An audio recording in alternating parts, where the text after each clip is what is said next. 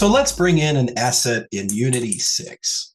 This can be a little bit challenging if you're coming out of Unity 2022, because in Unity 6, they've updated the render pipeline, or essentially how it takes an image and represents it on screen. For this, I'll create a new project. I'm going to use the core, right? So just the core Universal 3D, which is what I would recommend for this class. And I'll leave the name alone, and I've already got a folder for it just to speed things up a little bit here. And I'll launch a brand new project. And then I'm going to bring in an asset. We'll see the problem, and then we'll show how to fix the problem.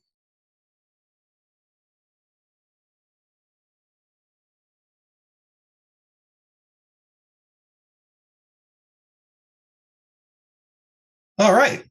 So in order to keep this simple, I have this in the standard default setting for Unity 6. And I'm going to go to the asset store and grab a slightly older asset. So I'll head off to the asset store here.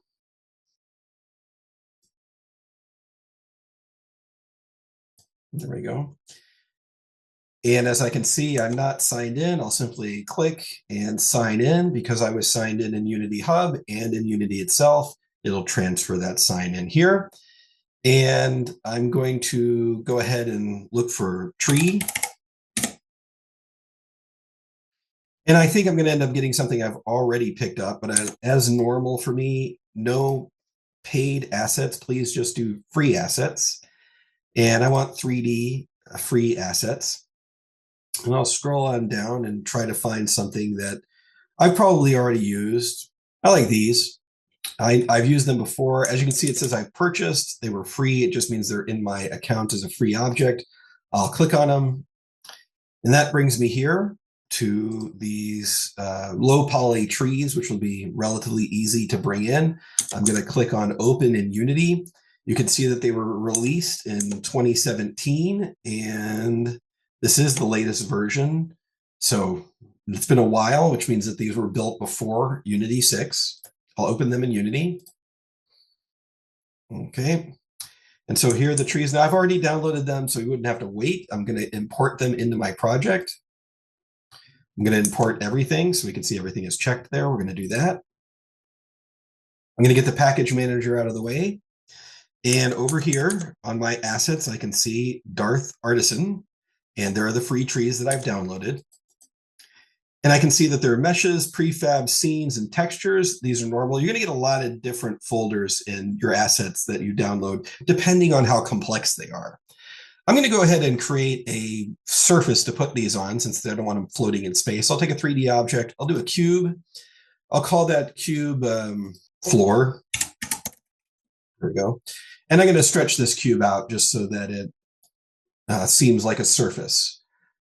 And so I'll stretch the Z as well. And now we've got sort of a planar surface here to put them in. It's kind of default. Let's go see what we have in the application when we run it. Okay, so we can see that floor just extending out from the camera. And I'm not really sure where the camera is positioned. Let's look at this from the side without perspective. Okay, so I'm going to raise the camera up just a little bit. Pull it back and rotate it down so it's looking down from above. Let's check that to make sure. Yep, makes sense. Okay. So I'm going to go to my assets with the free trees, and I'm going to go into prefabs. And let me get a better view of our world here. Get off the camera. I'm going to go into prefabs, and we've got a fir tree, an oak tree, a palm tree, and a poplar. I think we'll be able to see the oak, more of the oak tree in zoom here. So I'm going to just kind of bring that out and drop it, and we'll get in a little closer. And I think I put it on the ground here. Let me check from the side without perspective. Yeah, we're on the ground. Okay, and let me just kind of move around here and take a look. We'll run the application. We'll run the game here. And it's sitting there, it's casting a shadow. That's awesome, but it's in this crazy magenta color. And this is representing that the imagery, the actual 2D image that was maybe painted in Photoshop or something like that, and stretched over the surface of the tree 3D model isn't rendering through in Unity 6. Now, this is a significant update, and it's also an improvement. It lightens the load on rendering images for things like mobile devices and smaller game consoles that aren't fully rendered. So if you're making an application for a mobile device or you're making a game for a big console, this change is useful and important because it allows you to define how the image gets rendered out, and it can save a lot of memory and time. But enough about why. How do we get our image back? Well, I'm going to come back to my tree assets, and I'm going to head over to materials. I got to find where the materials are here inside of whatever asset that I bring down. So we have meshes, and for some reason they've chosen to put the material folder in the meshes folder, and that's fine. It was just how the person who created this asset decided to package the folder. The folder is not always going to be in the same place. That's important to note. So here I am. There are two materials involved, and these two materials also pink. So this is where we can easily make the fix. And this could be hundreds of materials or just one or two. In this case, we have two. So I'll select, hold down Shift, and select again. I now have them both selected. And I'm going to, Unity has created a simple update for this, which is kind of nice. All I got to do is come up and go to Edit, come on down to Rendering, and go to Materials. And I convert selected to built-in materials to URP. Now this listing right here, this will change depending, what it says here will be a little bit different depending on what you're developing for. So maybe you're developing for a mobile device, or maybe you're developing for a game console, or maybe you're building something to be a game in Mac, or maybe it'll be a game in PC or Unix or whatever. This will, be for that development environment. And so I'll click on this, and it'll ask me, do you want to upgrade the two materials selected? I'll say proceed. This will take a little time, especially if there are a whole bunch of them, but there weren't a whole bunch of them in this case. So now I have the material easily and quickly updated. And you'll need to do this for every asset that is represented in pink.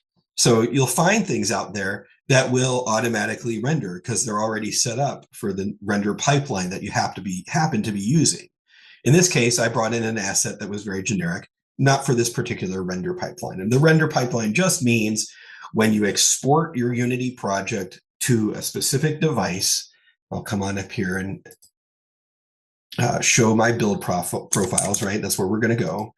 And this would allow me to export it to different devices. So right now I have it set for Windows, but as you can see over here, you've got Mac, Android, Apple mobile devices, the World Wide Web. I have a grayed out Linux because I'm not prepared to do that right now. The World Wide Web, Linux, PlayStation 4, PlayStation 5, and Apple TV, right? And there are more build profiles that you can get.